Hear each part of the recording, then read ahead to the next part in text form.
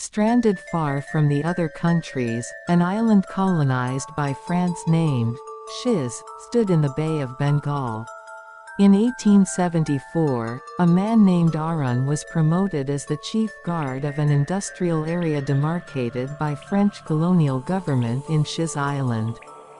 He had his office in the Black Tower near the gate in the industrial area.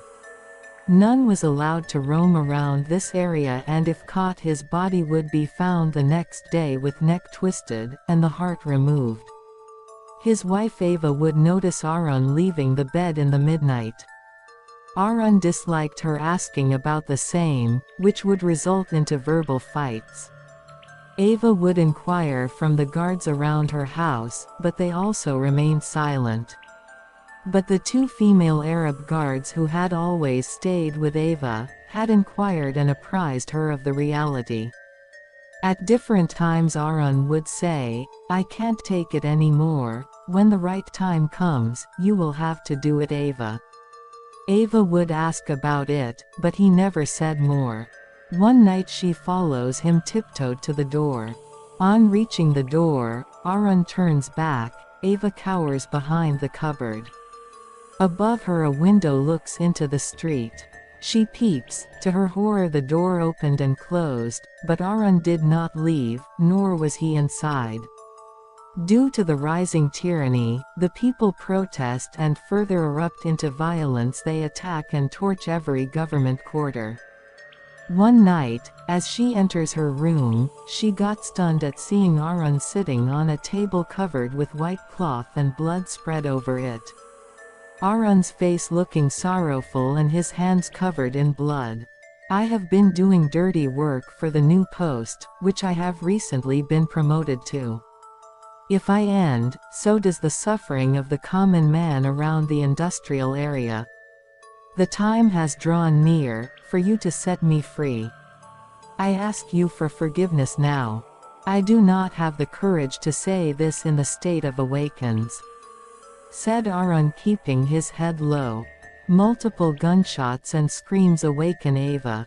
Rushing to the window, she sees soldiers shooting at the crowd, who dressed themselves with the uniform of soldiers.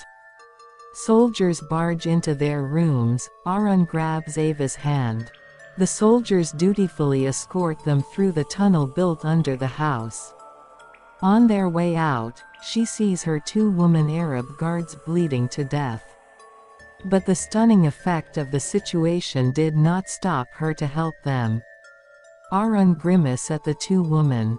The tunnel opens to the mysterious industrial area, where multiple deaths happened. Ava stops abruptly, her eyes staring in awe. "Ava, trust me, and run," says Arun. As they run hesitantly, one soldier shot himself in the chin. This made Arun and Ava run faster. On reaching the gate, another soldier shot himself.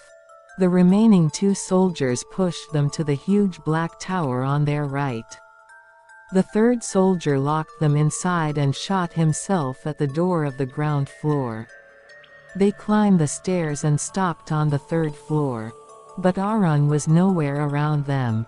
"Where did he go?" Ava asks. Ava looks into her husband's office, and spots blood drying on its walls and floor.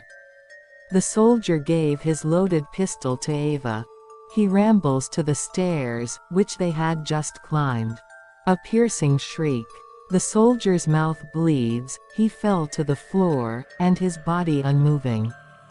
A man holding a knife, in the dark shadows of the night, screams and runs towards Ava.